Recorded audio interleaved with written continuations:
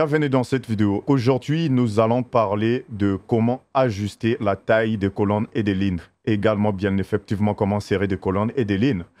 Alors, donc, pour commencer, comment faire pour ajuster la taille des colonnes et des lignes? Commençons d'abord par les colonnes. Par exemple, ici, j'ai une colonne. Regardez très bien. C'est normalement date de naissance, mais comme vous pouvez très bien le remarquer, ça dépasse un tout petit peu ici. Alors ici, j'ai deux possibilités pour ajuster cette taille. La première possibilité, je viens tout simplement à ce niveau, par exemple, venir sélectionner. Ici, vous voyez, il y a un petit truc qui apparaît là, comme une petite croix avec des flèches à gauche et à droite.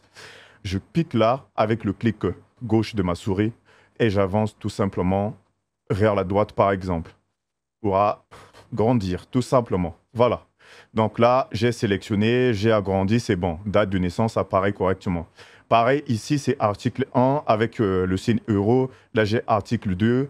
Et comme vous pouvez très bien le voir, vraiment, c'est pas normalement ce qu'on veut. Donc, du coup, ici, je vais appliquer la deuxième méthode. Mais avant d'appliquer cette deuxième méthode, je vais vous montrer d'abord un truc. Donc, ici, pareil pour les lignes, j'ai la possibilité d'agrandir comme ça. Donc, de réduire, d'agrandir. Mais ici, je vous montre la méthode qui va vous permettre d'ajuster les lignes et les colonnes automatiquement. Donc, par exemple, quand je viens à ce niveau, par défaut, c'était comme ça, ok? Je viens tout simplement ici, dès que cette petite croix-là apparaît avec des flèches dans les bordures, ce que je vais faire, c'est quoi? Je vais double-cliquer. Voilà. Donc, c'est ce que vous voyez là. Là, actuellement, qu'est-ce que vous voyez? Ici, j'ai article 1, article 2. Je viens juste à ce niveau, entre les deux bordures, il y a une petite croix qui apparaît avec des flèches à gauche et à droite. Et donc, vous allez faire double-clic gauche, comme ceci. Et ça va agrandir, vous voyez? Et vous faites ça partout. Donc, je vais réduire, voilà. Donc, vous faites ça partout. Je viens ici, pareil, je double-clique. Je vais aller double-cliquer partout là où ça dépasse. Donc là également, je double-clique. Et j'avance. Là également, je double-clique. Non, là, c'est déjà bon. Bon, il a ajusté. Voilà. Donc, c'est pour vous dire que vous avez la possibilité d'ajuster directement la taille de vos fichiers, de vos colonnes et vos lignes très facilement. Et aussi rapidement d'ailleurs. Voilà, donc pareil, ici à ce niveau pour cette ligne, je viens tout simplement double-cliquer à ce niveau. Juste ici, voilà. Et normalement, c'est nickel. Voilà, donc là, la taille a été réduite pour toutes les colonnes et les lignes. Deuxième chose que je vais vous montrer ici, c'est comment insérer une colonne et une ligne. C'est très simple.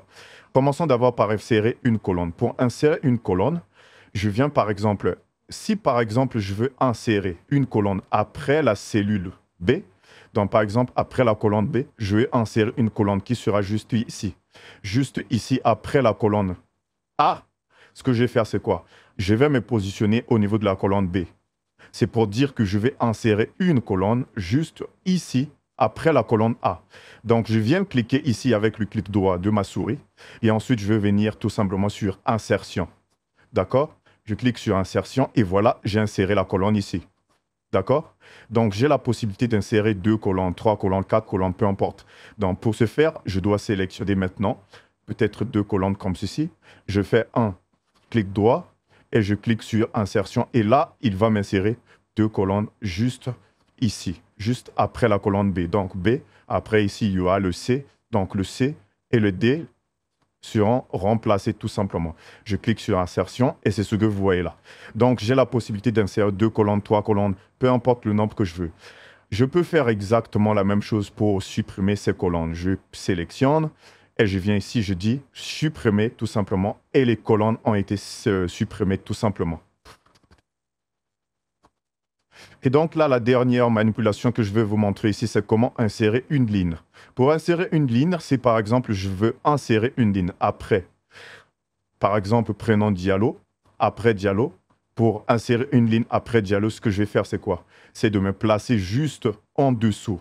Donc, juste après Diallo. C'est pour dire que je vais insérer une ligne juste après Diallo. Si je vais insérer une ligne après Smith, je me place en bas. Bon, commençons par Diallo. Je veux insérer une ligne après Diallo. Je me place ici et je dis insertion. Voilà. Donc, en fait, là où je vais cliquer, la ligne où je clique, c'est là où la ligne en question sera insérée. Donc, par exemple, ici, j'ai cliqué sur la ligne numéro 6. Et quand je vais dire insertion, la ligne que je vais insérer va s'insérer directement sur cette ligne-là. Donc, je dis insertion et voilà, sur la ligne numéro 6. En fait, la ligne que j'insère s'insère après la colonne précédente qui se trouve juste ici à ce niveau. Voilà, donc c'était un peu ce que je voulais vous montrer. Et j'ai la possibilité de supprimer également ces lignes. Et là, vous regardez bien, les manipulations se passent au niveau de ces identifiants que vous voyez juste là. OK. Juste au niveau des identifiants de lignes ou peut-être les identifiants de colonnes, c'est des choses qu'on avait fait dans les vidéos précédentes. Voilà, donc j'ai la possibilité de supprimer les deux lignes. Je sélectionne ici, à ce niveau, et je clique droit, clic gauche, pardon, clic droit, et ensuite je viens sur supprimer. Voilà, les deux lignes ont été supprimées. Voilà, donc c'était tout ce que je voulais vous montrer pour aujourd'hui. Du coup, on se retrouve dans la prochaine leçon.